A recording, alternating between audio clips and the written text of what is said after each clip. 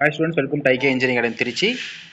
இப்போ பார்த்தீங்க அப்படின்னா இந்த வீடியோவில் இப்போ நாளைக்கு டெக்னிக்கல் அசிஸ்டன்ட் எக்ஸாம் எழுத போகிற ஸ்டூடெண்ட்ஸுக்கும் JDO exams, surveyor exam and வரப்போகிற டேஸில் மெக்கானிக்கல் எக்ஸாம்ஸ் எழுதுறவங்களுக்குலாம் வந்து எப்படி இந்த கொஷின் பேப்பரை அப்ரோச் பண்ணலாம் அப்படிங்கிறத சொல்ல போகிறோம்.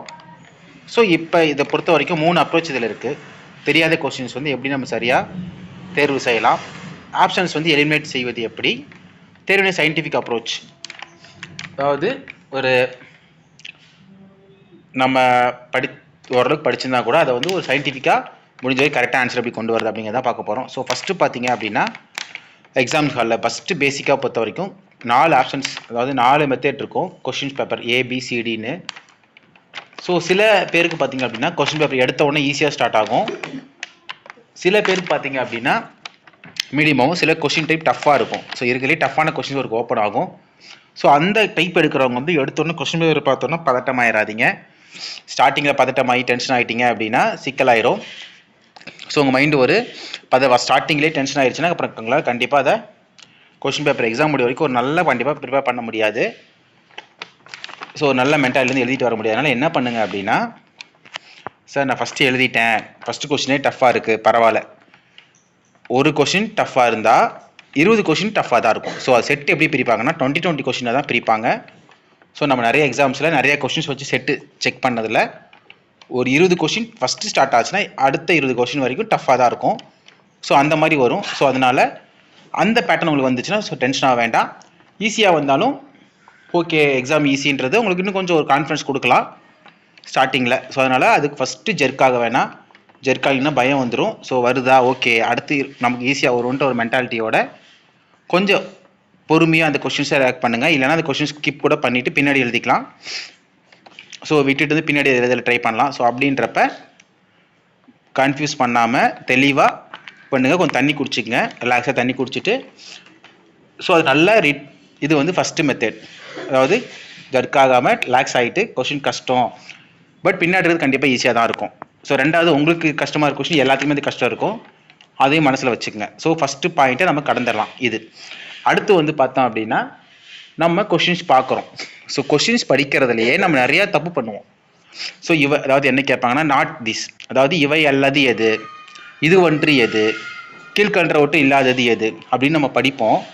பட் அந்த மாதிரி நம்ம ஆப்ஷன்ஸ் பார்க்குறப்ப நம்ம டக்குன்னு கொஷினை படிச்சுட்டு ஆப்ஷன்ஸ் இருக்கும், அதாவது எப்படின்னா ஒரு 3 ஆப்ஷன்ஸ் இருக்கும், அதில் இல்லாததுன்னு கேட்டுட்டாங்க அப்படின்னா நமக்கு பார்த்த உடனே ஒரு அது என்ன நினச்சிப்போம், இவற்றில் உள்ளது இதுன்ற மாதிரி மைண்டு சொல்லிடும்.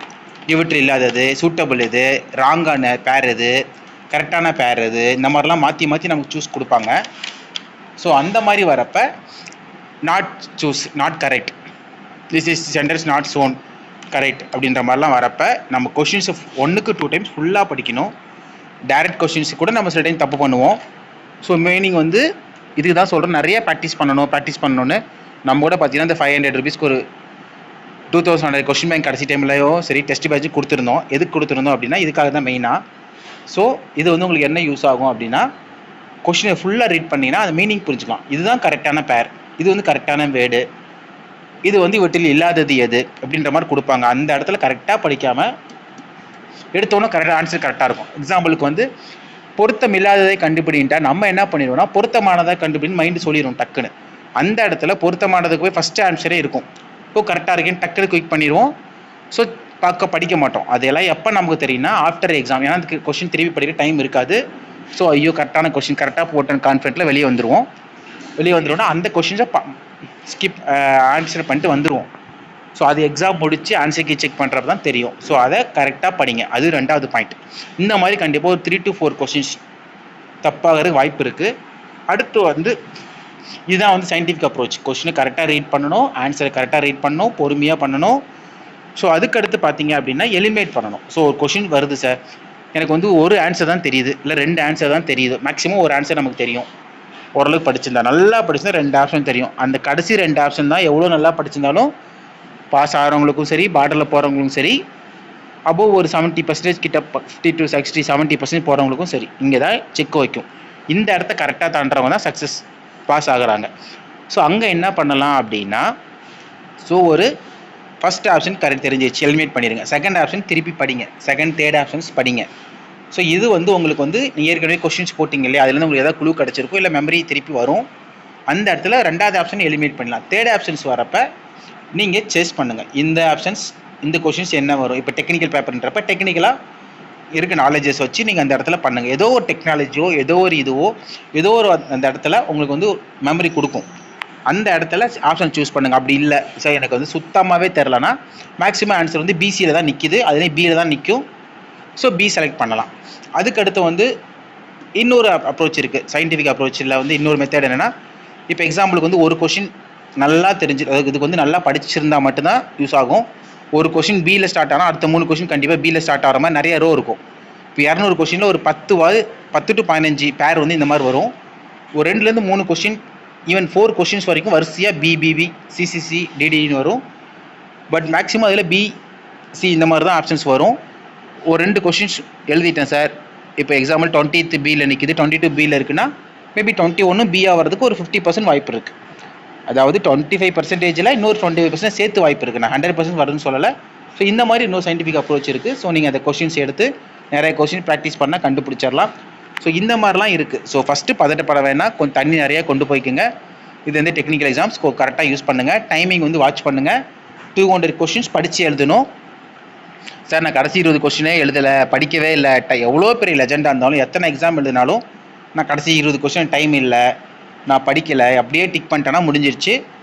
ஏன்னா நல்லா கொஷினை படித்து எழுதினோம்னா அட்லீஸ்ட் ஸ்பீடாக பண்ணோம்னா நமக்கு எப்படியும் ஒரு 10க்கு 6லேருந்து 7 கொஷின் ரைட் வரும். ரேண்டமாக போட்டோன்னா 10ல் 3 கொஷின் தான் மாட்டோம், 2லேருந்து 3 தான் மாட்டோம். ஸோ 7 ரைட் ஆகும். ஸோ 20க்கு உங்களுக்கு 6 கொஷின் போயிடும். இதனால தான் சொல்கிறேன் டைம் சேவிங். இது கடைசி 20 கொஷின் உங்களுக்கு 6 கொஷின் தூக்கி விடும். ஸோ இது ஒரு பெரிய ப்ளஸ். வேகன்சிஸ் ஹையாக இருக்குது. ஸோ அதை மனசில் வச்சுக்கலாம். ஸோ ஒன்றும் இஷ்யூஸ் இல்லை. ஸோ இதுதான் வந்து இது எப்போவுமே பார்த்தீங்கன்னா கடைசியில் நமக்கு ஒரு 5 minutes ஆகுது ரிமைனிங் நிற்கணும். ஏதாவது கொஷின்ஸ் டிக் பண்ணாமல் வந்திருப்போம். ஸோ நம்ம வந்து ஸ்கேட் பண்ணால் கூட பின்னாடி பேக்கில் போய் பண்ணலாம்.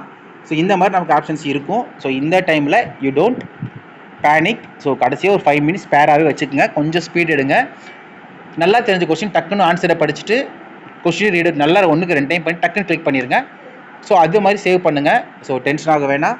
எக்ஸாம் நம்மளை மீறி ஒன்றுமே பண்ணாது. ஃபஸ்ட்டு கான்ஃபிடண்ட்டாக பொறுமையாக பண்ணுங்கள். படிச்சுட்டோம், டோன்ட் கெட் டென்ஷன். ஸோ நல்லா ப்ராக்டிஸும் பண்ணியாச்சு. So all the best students, நல்லா எழுதுங்க. அதுக்கப்புறம் உங்களுக்கான ஆப்பர்ச்சுனிட்டிஸ் நிறையா ஓப்பன் ஆகுது. ஸோ அது சம்மந்தமாக அப்கமிங் வீடியோஸ் நம்ம சேனலில் ஃபாலோ பண்ணுங்கள், சப்ஸ்கிரைப் பண்ணுங்கள். உங்களுக்கு நிறையா யூஸ்ஃபுல் வீடியோஸ் வரும். தேங்க்யூ.